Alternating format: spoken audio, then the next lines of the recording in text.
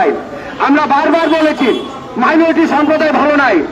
ইতিমধ্যে আপনারা জানেন গত 2-3 মাস আগে আমাদের হিন্দু ছাত্র ভাইদের উপর জাতীয় শাহবাগ হামলা করা হয়েছে, আমাদের ছাত্র যুবদের উপর মামলা করা হচ্ছে।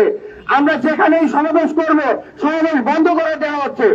আমরা এই গভর্নমেন্টের কাছে, অন্তর্বর্তীকালীন গভর্নমেন্টের কাছে একটা প্রশ্ন রাখতে চাই, এই দেশের মাইনরিটি সম্প্রদায় কি তাদের ন্যায্য অধিকার নিয়ে কথা বলতে পারবে কি পারবে না, সেই সুস্পষ্ট ব্যাখ্যা আমাদেরকে আপনাদের কাছে আমরা চাই।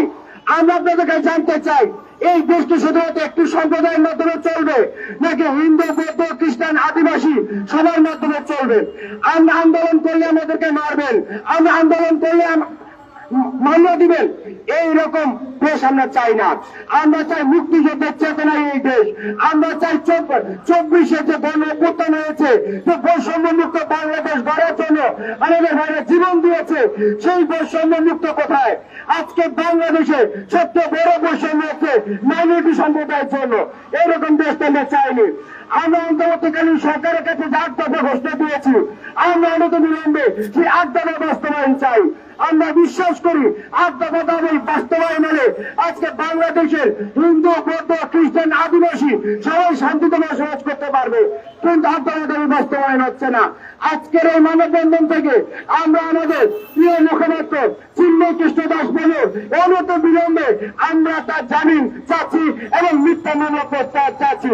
এবং গত 15 জানুয়ারি যেই সকল মেঘাদুর হামলার সাথে জড়িত ছিল, আগামী 72 ঘন্টার মধ্যে তাদেরকে গ্রেপ্তার করে দৃষ্টান্তমূলক শাস্তি প্রদান করতে হবে। অন্যথায় এই দেশের মাইনরিটি সম্প্রদায় বৃহত্তর আন্দোলন গড়ে তুলতে আবারও বাধ্য হবে। আমরা চাই এই দেশ শান্তিতে থাকুক, কিন্তু আপনি হিন্দু, বৌদ্ধ, খ্রিস্টান, আদিবাসীদেরকে অত্যাচার করে যদি মনে করেন এই দেশকে শান্তিতে রাখতে পারবেন, আমি মনে করি এটা ভুল ধারণা হয়ে যাবে।